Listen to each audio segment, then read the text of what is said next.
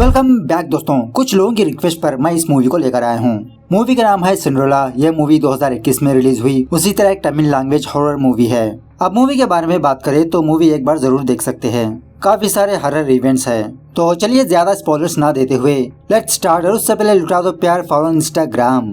Movie की शुरुआत होती है वेस्टर्न घाट्स के किसी जगह पर, जहाँ पर एक बंदा अपने गाड़ी के पास आता है, लेकिन उस गाड़ी में इसका साथी नहीं होता। इस बंदे का साथी अचानक से गायब हो जाता है। तभी इस बंदे की गाड़ी के शीशे पर खून टपकने लगता है। ये देखकर ये बंदा बहुत डर जाता है। फटाफट से अपनी गाड़ी को स्टार्ट करता है। इसकी गाड़ी स्टार्ट नहीं होती। कार के दरवाजे अचानक लॉक हो जाते हैं, लेकिन वो बंदा किसी भी तरह करके उस कार से बाहर निकलकर जंगलों में भागने लगता है। थोड़ी दूर आने के बाद ये बंदा ये देखता है कि एक औरत अपने बच्चे को झूले में झुला रही है, लोली गाते हुए। इस औरत को देखकर इस बंदे के मुंह से एक ही नाम आता है, रक्षना। तभी वो औरत फौरन इसके पास आकर उसको मार देती है, इसका सर धड़ से अलग कर देती है। यहाँ पर यह सीन कट होता है। खैर दूसरे दिन पुलिस वालों को उस बंदे की लाश के बारे में पता चलती है और शॉकिंग बात यह है कि डेड बॉडी से सर गायब है। नागराज नाम का एक पुलिस इंस्पेक्टर उस एरिया की तलाशी लेने पर इसको कुछ सबूत मिलते हैं और थोड़ी ही दूरी पर एक विला होता है। स्निफर डॉग स्मेल करते हुए इस विला में आते हैं और उस वक्त एक लड़की अपने बिस्तर पे सोई हुई रहती है। घर के अंदर आने के बाद पुलिस वाले इस लड़की को इसकी नींद से जगाते हैं। इस लड़की का नाम होता है अखीरा। नागराज बिना सोचे समझे अखीरा को पुलिस स्टेशन लाता है और इससे पूछने लगता है कि तुमने उस बंदे का मर्डर क्यों किया। लेकिन अखीरा का यही जवाब होता है कि इसने किसी का भी मर्डर नहीं किया, वो यहाँ पर नहीं है। इसके बावजूद भी नागराज अखीरा को कोर्ट में पेश करता है कुछ सबूतों के साथ। अखीरा जज से यही कहने लगती है कि इसने किसी का भी मर्डर नहीं किया। फाइनली जज पुलिस वालों को और कुछ टाइम देता है अखीरा से सच उगलवाने के लिए या तो रियल कल्प्रिट को पकड़ने के लिए। नागराज अखीरा को दोबारा पुलिस स्टेशन लाता है। अखीरा के पास 2 किन्नरों को भेजता है। वो 2 किन्नर अखीरा को बहुत टॉर्चर करने लगते हैं, सच बोलने के लिए कहते हैं, लेकिन अखीरा का एक ही जवाब होता है। लेकिन बाद में हमें ये बात पता चलती है कि एक्चुअली नागराज का एक छोटा सा ट्रिक था अखीरा को डराकर सच उगलवाने के लिए, लेकिन इससे भी अखीरा ने सच नहीं कहा। दूसरे दिन नागराज और कुछ पुलिस वाले अखीरा को एक ऊंची पहाड़ी पर लाते हैं। नागराज अखीरा के सर पर गन पॉइंटेड करते हुए उसे पूछने लगता है कि सच सच बताओ। एक्चुअली यहाँ पर नागराज के पास अखीरा के खिलाफ कुछ सबूत होते हैं, लेकिन अखीरा इस जुर्म को कबूल नहीं कर रही। खैर जो भी हो, अखीरा अपनी कहानी नागराज को बताने लगती है। अखीरा का नेटिव प्लेस है चेन्नई। अखीरा के 4 बेस्ट फ्रेंड्स होते हैं, 3 लड़के 1 लड़की। अब अखीरा की फैमिली के बारे में बात करें तो इसका एक फादर होता है। अखीरा का फादर इंडिया का लीडिंग साउंड डिजाइनर होता है। खैर इसी बातों ही बातों में अखीरा का फादर अखीरा से कहने लगता है कि कल यह वेस्टर्न घाट्स जाने वाला है, इसको एक बहुत बड़ा हॉलीवुड प्रोजेक्ट मिला है। लेकिन दूसरे दिन अखीरा के फादर का एक्सीडेंट हो जाता है, उसका पैर फ्रैक्चर हो जाता है। सो अखीरा अपने फादर का प्रोजेक्ट कंटिन्यू करने का डिसाइड होती है। दूसरे दिन ही अखीरा और उसके 4 फ्रेंड्स वेस्टर्न घाट्स जाते हैं। वहाँ पर इसके फादर का फ्रेंड का एक विला होता है, वहीं पर ही ये लोग स्टे करते हैं। खैर दूसरे दिन अखीरा और उसके फ्रेंड्स सारे के सारे रिकॉर्डिंग सामान लेकर जंगलों में जाने लगते हैं। कुछ दूर जाने के बाद इन लोगों को 2 गाँव वाले नजर आते हैं अखीरा और उसके फ्रेंड्स की हेल्प करने के लिए। फाइनली बहुत सर्च करने के बाद वो गाँव वाले अखीरा को वो चिड़िया दिखा देते हैं। मतलब इन लोगों को इसी चिड़िया का साउंड रिकॉर्डिंग करना है। तभी अखीरा के फ्रेंड के शोल्डर पर एक मकड़ी आती है। इस मकड़ी को देखकर वो बंदा चीखने चिल्लाने लगता है। सो इस बंदे की आवाज से वो चिड़िया वहाँ से फुर हो जाती है। ये देखकर बेचारी अखीरा बहुत अपसेट होती है, क्योंकि अब पता नहीं वो चिड़िया अगली बार कब दिखेगी। इन लोगों को और कितने दिन यहाँ पर रुकना होगा। खैर रात होने के बाद अखीरा अपना गिटार लेकर म्यूजिक कंपोज करती रहती है। तभी अखीरा को कुछ आवाजें आने लगती है। अखीरा फौरन अपने दोस्तों के कमरे में जाती है, लेकिन उसके सारे के सारे दोस्त सोए हुए रहते हैं। जब अखीरा अपने विला से बाहर आती है तो अखीरा को इसी का म्यूजिक पेपर नजर आता है और इस म्यूजिक लाइन के आखिरी में एक छोटा लेटर लिखा होता है। तभी वो पेपर अखीरा के हाथ से उड़कर एक स्टैचू को जाके चिपक जाता है। अखीरा धीरे धीरे करते हुए उस पेपर के पास जाती है। उस पेपर को जब अपने हाथ में लेती है तभी पीछे से एक हाथ अखीरा को पकड़ता है। जब अखीरा चौंक जाते हैं तभी हम ये देखते हैं कि एक आत्मा अखीरा के शरीर में घुस गई। अखीरा की आवाज सुनने के बाद अखीरा की फ्रेंड बाहर आती है, अखीरा को विला के अंदर ले जाती है। खैर दूसरे दिन अखीरा और उसके फ्रेंड से घूमने के लिए थोड़ा बाजार में जाते हैं। उसी किसी एंटीक शॉप में अखीरा को सिंड्रेला का ड्रेस नजर आता है, लेकिन शॉप ओनर अखीरा से कहने लगता है कि मैडम ये ड्रेस तो ऑलरेडी सोल्ड है। लेकिन अखीरा ज्यादा कीमत देकर उस ड्रेस को खरीद लेती है, क्योंकि आज अखीरा का बर्थडे है। रात होने के बाद अखीरा इसी ड्रेस को पहनती है। ये सारे लोग केक वेक काटते हैं, पार्टी शार्टी करते हैं, मतलब एक छोटा सा सेलिब्रेशन मनाते हैं। पार्टी खत्म होने के बाद अखीरा अपने कमरे में आकर उस ड्रेस को निकालकर बाथरूम में जाती है फ्रेशअप होने के लिए। तभी हम ये देखते हैं कि वो ड्रेस हवा में उड़कर गोल गोल घूम रहा है, झूम रहा है। खैर दूसरे दिन अखीरा और उसके फ्रेंड्स दोबारा जंगलों में जाते हैं, उस चिड़िया को ढूंढने लगते हैं, लेकिन आज भी वो चिड़िया नजर नहीं आती। रात होने के बाद अखीरा के फ्रेंड्स ये डिसाइड होते हैं कि ये लोग बाहर जाकर मैजिक मशरूम्स को खाएंगे, मतलब थोड़ा न्यू ट्राई करेंगे। उसी तरह से इधर उधर के लोगों से इस मशरूम्स के बारे में पूछते रहते हैं। तभी अखीरा का ये एक फ्रेंड ये देखता है कि उसी रास्ते से अखीरा सिंड्रेला ड्रेस पहनकर अपनी बाइक पर कहीं पर जा रही है, और एक्चुअली उस वक्त अखीरा एक गाड़ी को फॉलो कर रही होती है। अखीरा के फ्रेंड्स भी फौरन अपनी गाड़ी लेकर अखीरा को फॉलो करने लगते हैं। थोड़ी दूर आने के बाद अखीरा के फ्रेंड्स ये देखते हैं कि अखीरा की बाइक है, लेकिन अखीरा वहाँ पर मौजूद नहीं। ये लोग वापस लौट जाते हैं। इस तरफ अखीरा जिस गाड़ी को फॉलो कर रही होती है उस गाड़ी में दो लोग होते हैं, सैंड्रा और रम्या। रम्या सैंड्रा की बेटी होती है। खैर घर में आने के बाद जब रम्या फ्रेशअप हो रही होती है, इसकी घर की बिजली चली जाती है। उसी तरह रम्या को कुछ आवाजें सुनाई देती रहती है।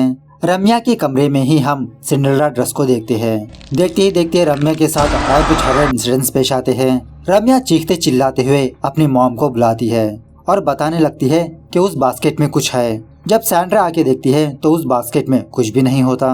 इस तरह सुबह होने के बाद अखीरा के फ्रेंड्स अखीरा से यही सवाल पूछने लगते हैं कि अगर तुमको बाहर आना ही नहीं था तो तुम कल रात बाइक में कहाँ पर जा रही थी, और हाँ वो किसकी गाड़ी को फॉलो कर रही थी। अखीरा यही जवाब देने लगती है कि मैं कल रात बाहर ही नहीं गई, मैं दारू पी के सो गई थी। पता नहीं तुम लोगों ने किसको देखा, लगता है मैजिक मशरूम्स खाकर तुम लोगों का दिमाग सटक गया। उसके बाद सीन प्रेजेंट पर शिफ्ट होता है। मतलब अखीरा ने जो कुछ भी हुआ वो नागराज को बताती है, लेकिन इसके बावजूद भी नागराज अखीरा को रिलीज नहीं करता। उसके बाद अखीरा के दो दोस्त पुलिस स्टेशन आते हैं अखीरा को देखने के लिए, और कांस्टेबल से पूछताछ करने पर इन दोनों को ये बात पता चलती है कि अखीरा किसी के मर्डर केस में फंसी है।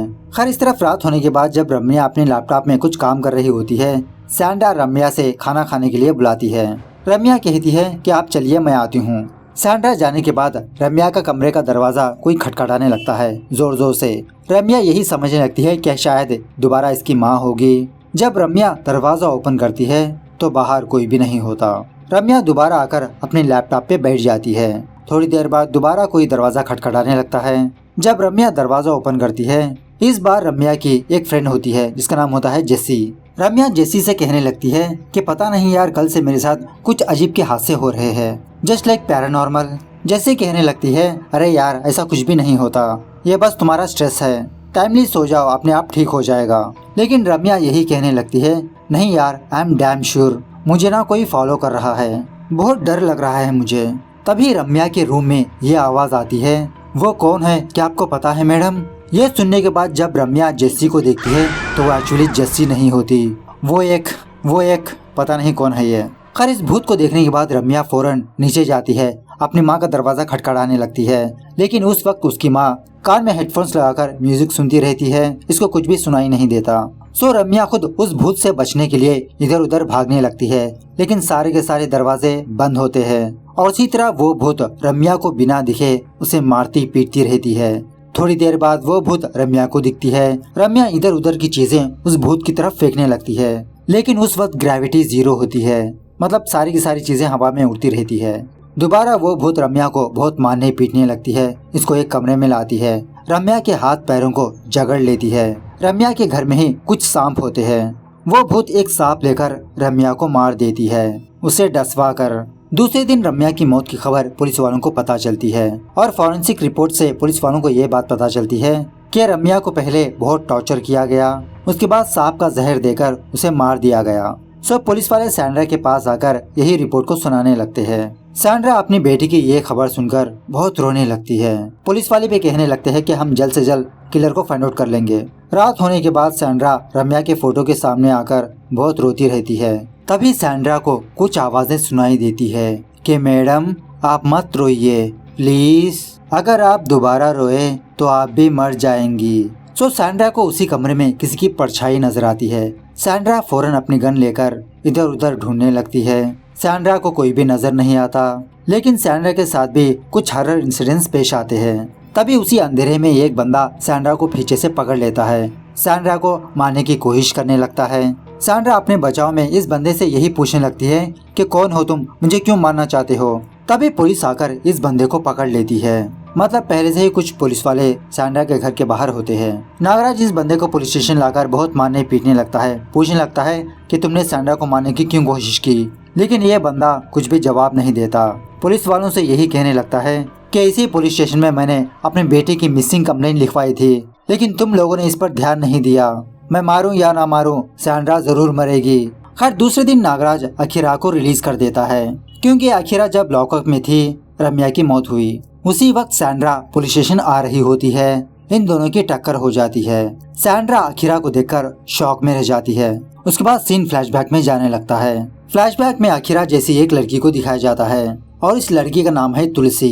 एक्चुअली सैंड्रा और रम्या ये दोनों सांपों की स्मगलिंग करते रहते हैं। मतलब ये लोग ऑलरेडी जंगलों में रहते हैं। जंगल के जहरीले सांप पकड़कर उनको दूसरे देशों में स्मगल करते रहते हैं, क्योंकि दूसरे देशों में इन सांपों के जहर से कुछ दवाइयाँ वगैरह बनाते रहते हैं। ये एक सांप तकरीबन 50 लाख में बेचते रहते हैं ये लोग। खैर सैंड्रा का घर में ही तुलसी काम करती रहती है, लेकिन माँ बेटी तुलसी के साथ बहुत ही बुरा बर्ताव करते रहते हैं। उसके साथ रूडली बिहेव करते रहते हैं। उसके बाद तुलसी अपनी कहानी को बताने लगती है कि इसका नाम है तुलसी। तुलसी का फादर हर रोज शराब पी के इसकी माँ को मारता पीटता था। इसी मारपीट में एक दिन तुलसी का फादर तुलसी की माँ को मार दिया। कुछ दिनों बाद तुलसी का फादर तुलसी को सैंड्रा को बेच दिया उसके घर में काम करने के लिए। उसी गांव में संजय नाम का एक छोटा सा बच्चा रहता है। तुलसी इसी संजय के साथ बात करती रहती है, इसी के साथ खेलती है। इसका बेस्ट फ्रेंड होता है ये। एक दिन तुलसी टीवी में सिंड्रेला की मूवी देखती है और उस वक्त तुलसी को इसका ड्रेस बहुत पसंद आता है। एक दिन जब तुलसी मार्केट जा रही होती है, उसी किसी दुकान में तुलसी सिंड्रेला के ड्रेस को देखती है। तुलसी को बहुत पसंद आता है। हर रोज जाते आते तुलसी इसी ड्रेस को देखती रहती है। जब तुलसी उस दुकान के पास जाकर इस ड्रेस की कीमत पूछती है, उस ड्रेस की कीमत होती है 7,000 रुपए। अब बेचारी तुलसी के पास इतने पैसे तो नहीं होते। खैर एक दिन तुलसी घर में काम करते हुए बहुत ही अच्छा डांस करती रहती है। इसने रम्या को ऐसा डांस करते हुए देखा। उसी वक्त रॉबिन नाम का एक बंदा रम्या के लिए आता है। रॉबिन तुलसी का डांस देखता है, बहुत इम्प्रेस हो जाता है। रॉबिन रम्या का डांस टीचर। खैर दूसरे दिन वो बच्चा संजय तुलसी के पास आता है। तुलसी संजय से उस ड्रेस के बारे में बात करने लगती है कि इसको सिंड्रेला का ड्रेस पसंद है, लेकिन तुलसी के पास इतने पैसे नहीं। सो तुलसी कुछ एक्स्ट्रा पैसे कमाने के लिए कभी फूल, तरकारी वगैरह, कपड़े वगैरह बेचने लगती है, लेकिन जो कुछ भी बेचो इसके पास इतने पैसे जमा नहीं हो पाते। दोबारा तुलसी संजय के पास आकर मायूस होने लगती है कि शायद ये इस जन्म में उस ड्रेस को खरीद नहीं पाएगी। सो तभी संजय तुलसी को एक टेलर के पास ले जाता है और तुलसी को दिखाकर सिंड्रेला का ड्रेस सीने के लिए कहता है, लेकिन वो टेलर सिंड्रेला का ड्रेस सीने के बजाय कुछ अजीब ही ड्रेस को डिजाइन करता है। मतलब बहुत ही छोटा कर देता है इस ड्रेस को, क्योंकि ये टेलर तुलसी पर लट्टू हो चुका होता है। तुलसी और संजय इस टेलर को बहुत डांट डपट के वहाँ से चले आते हैं। वापसी में ये दोनों एक चर्च में जाते हैं। तुलसी गॉड से यही विश मांगती है कि ये किसी भी तरह करके उस ड्रेस को खरीद पाए। उसी चर्च में एक औरत के बेटे का एक्सीडेंट हो चुका होता है। यह औरत फादर से कहने लगती है कि इसके बेटे को ये प्लस ब्लड ग्रुप चाहिए। इस औरत की बातें तुलसी सुन लेती है। अब तुलसी का भी यही ब्लड ग्रुप होता है। तुलसी इस औरत को अपना ब्लड डोनेट करती है। बदले में वो औरत तुलसी को काफी सारे पैसे देती है। तुलसी कहने लगती है कि ये ठीक नहीं है मैडम, खून के बदले पैसे लेना नहीं चाहिए, लेकिन क्या करूं, मेरी एक जरूरत है। मुझे सिर्फ आप 7,000 रुपये दीजिए, बचा पैसा आप ही रख लो। उसके बाद तुलसी उन पैसों की मदद से उस दुकान जाकर उस ड्रेस को खरीद लेती है। खैर एक दिन रम्या का बर्थडे होता है। उसी वक्त सैंड्रा ये देखती है कि तुलसी के पास ढंग के कपड़े नहीं, उसके कपड़े फटे होते हैं। सैंड्रा तुलसी को डांटने लगती है कि आज मेरी बेटी का बर्थडे है, क्या तुम ढंग के कपड़े भी नहीं पहन सकती। थोड़ी देर बाद रम्या के पार्टी में रॉबिन भी आता है। और एक्चुअली यहाँ पर एक और बात यह है कि रम्या रॉबिन से प्यार करती रहती है। रॉबिन के आने की खुशी में सैंड्रा तुलसी को बुलाती है बुके लाने के लिए। उस वक्त तुलसी ने सिंड्रेला के ड्रेस को पहना होता है। वो फौरन भागते हुए रॉबिन को बुके देती है। माँ बेटी तुलसी के ड्रेस को देखकर बहुत जलने लगते हैं कि इसके पास इतने अच्छे कपड़े कहाँ के। रॉबिन तुलसी को उस ड्रेस में देखकर और इम्प्रेस हो जाता है। जब मैंने इसको पहली बार देखा ना, मुझे समझ में नहीं आया कि ये लड़का है या लड़की। खैर पार्टी के दौरान रॉबिन तुलसी को ही देखते रहता है। इसी बातों ही बातों में सैंड्रा रॉबिन से ये कहने लगती है कि मैंने सुना है कि रम्या और तुम दोनों एक दूसरे से प्यार करते हो। क्या मैं इस पार्टी में तुम दोनों की एंगेजमेंट अनाउंस कर दूं? अब रॉबिन का सारा ध्यान तुलसी पर होता है। रॉबिन बस हाँ कह देता है। उसके बाद जब केक कट करने की बारी आती है, सैंड्रा उसी पार्टी में रम्या और रॉबिन की एंगेजमेंट के बारे में अनाउंस करती है। रॉबिन को बुलाती है, लेकिन उस पार्टी में किसी जगह पर भी रॉबिन नजर नहीं आता। उस वक्त रॉबिन तुलसी के पास आता है, उसकी डांस की तारीफ करने लगता है, उसकी ड्रेस की तारीफ करने लगता है, उसकी तारीफ करने लगता है। बहुत तारीफ करने के बाद फाइनली रॉबिन तुलसी को उसका हाथ पकड़कर आई लव यू कहता है। तुलसी भी ये देखकर बहुत खुश होती है, शर्मा के वहाँ से चली जाती है। लेकिन उस वक्त ऊपर से माँ बेटी इस चीज को देख लेते हैं। पार्टी खत्म होने के बाद माँ बेटी तुलसी को बहुत मारने पीटने लगते हैं। रम्या कहने लगती है, तुमको मेरा रॉबिन ही नजर आया, तुम उसको डोरे डालकर अपने वश में कर लिया। और रॉबिन ने जिस हाथ को किस किया था, माँ बेटी उस हाथ को पकड़कर कुचलने लगते हैं। तुलसी को बहुत मारने पीटने के बाद फाइनली रम्या तुलसी के पास एक सांप छोड़ देती है, जहरीला सांप। तुलसी को मारने के बाद ये दोनों तुलसी को उसी ड्रेस में किसी गड्ढे में दफना देते हैं। उसके बाद सीन प्रेजेंट पर शिफ्ट होता है, जहाँ पर सैंड्रा एक प्रीस्ट जिसका नाम होता है गोंसाल्विस उसको कॉल करती है, मिलने का अपॉइंटमेंट लेती है। इस तरफ अखीरा और उसके फ्रेंड से ये डिसाइड कर लेते हैं कि ये लोग यहाँ से निकल जाएंगे वापस अपने गांव। और वहाँ से जाते जाते अखीरा का एक फ्रेंड उस ड्रेस को बाहर फेंक देता है। इस तरफ सैंड्रा गोंसाल्विस के पास आती है और तुलसी की फोटो दिखाकर कहने लगती है कि इसकी आत्मा वापस आ गई है, ये मुझे मारना चाहती है, मेरी जान बचाइए। और यहाँ पर हम ये देख पाते हैं कि गोंसाल्विस और उसके चेले उल्टे क्रॉस को पहना होता है, मतलब शैतान के पुजारी होते हैं ये। उसके बाद गोंसाल्विस तुलसी की फोटो लेकर कुछ मंत्र वगैरह पढ़ने लगता है उसकी आत्मा को बुलाने के लिए। इस तरफ जब अखीरा उसके दोस्त वापस चेन्नई जा रहे होते हैं, वो सिंड्रेला का ड्रेस इनको फॉलो करते रहता है। देखते ही देखते तुलसी की आत्मा अखीरा की बॉडी में आ जाती है। अखीरा अपने फ्रेंड्स को गाड़ी रोकने के लिए कहती है। उसके बाद तुलसी की आत्मा एक भयंकर शक्ल लेकर उसी ड्रेस को पहनकर गोंसाल्विस के अड्डे पर आती है। यहाँ आने के बाद गोंसाल्विस और तुलसी की आत्मा के बीच बहुत हाथापाई होती है। बहुत लंबी फाइट होने के बाद गोंसाल्विस फाइनली तुलसी की आत्मा को कैद कर लेता है, मतलब अखीरा की बॉडी से निकाल देता है। और अखीरा की बॉडी को किसी टेबल पर सुलाकर सैंड्रा से कहने लगता है कि पहले हम इस अखीरा की बॉडी को जलाना होगा उसकी ड्रेस के साथ, और इसकी आत्मा को शैतान के हवाले करना होगा, तभी तुम्हारी जान बच सकती है। इस तरह से जब गोंसाल्विस अखीरा को मारने ही वाला होता है, अखीरा वहाँ से गायब होने लगती है। तभी देखते ही देखते मूवी की स्टार्टिंग में जो औरत दिखी थी भूत, वो औरत गोंसाल्विस के अड्डे पर आती है। इस औरत का नाम होता है रक्षना। सीन फ्लैशबैक में जाने लगता है। मूवी की स्टार्टिंग में जो बंदा मरा था उसका नाम होता है जॉन और एक पुलिस ऑफिसर होता है। रक्षना जॉन की बीवी। एक दिन रक्षना ने सैंड्रा के आदमी को पकड़ लिया था सांपों का स्मगलिंग करते हुए। रक्षना यही बात जॉन को बोलकर सैंड्रा के घर जाती है उसे गिरफ्तार करने के लिए। लेकिन सैंड्रा के आदमी रक्षना को मारने पीटने लगते हैं। इसी हाथापाई के दौरान तभी वहाँ पर जॉन भी आता है। सैंड्रा के आदमी जॉन को भी मारने पीटने लगते हैं। तभी देखते ही देखते जॉन रक्षना के पेट में चाकू चुबा देता है, उसे मार देता है। और उस वक्त बेचारी रक्षना प्रेग्नेंट होती है। मतलब जॉन पहले से ही सैंड्रा से मिला होता है। उसकी गाड़ियों को स्मगलिंग करने में जॉन हेल्प करते रहता है। और यहाँ पर हमको एक और बात पता चलती है, एक रात एक बंदा सैंड्रा को मारने के लिए आया था। वो बंदा और कोई नहीं, रक्षना का फादर था। और मूवी की स्टार्टिंग में रक्षना ने ही अपने पति जॉन को मार दिया था। प्रेजेंट डे पर रक्षना की आत्मा तुलसी की आत्मा को बचाने के लिए ही यहाँ पर आती है। रक्षना तुलसी की आत्मा को बाहर निकालकर ये दोनों गोंसाल्विस को फुटबॉल की तरह खेल लेते हैं। उसके बाद तुलसी और रक्षना ये दोनों एक ही बार सैंड्रा के सामने आते हुए ये कहने लगते हैं कि मैडम आपने मुझे क्यों मारा। रक्षना कहती है मेरा तो बच्चा था, मेरे बच्चे को तुम लोगों ने क्यों मारा। सो फाइनली इन दोनों की आत्मा सैंड्रा को मार देते हैं। इस तरह से ये मूवी यहाँ पर दी एंड होती है। तो मूवी कैसे लगी कमेंट करके बताना जरूर। मिलते हैं अगली वीडियो में, तब तक take care, bye bye, see you soon.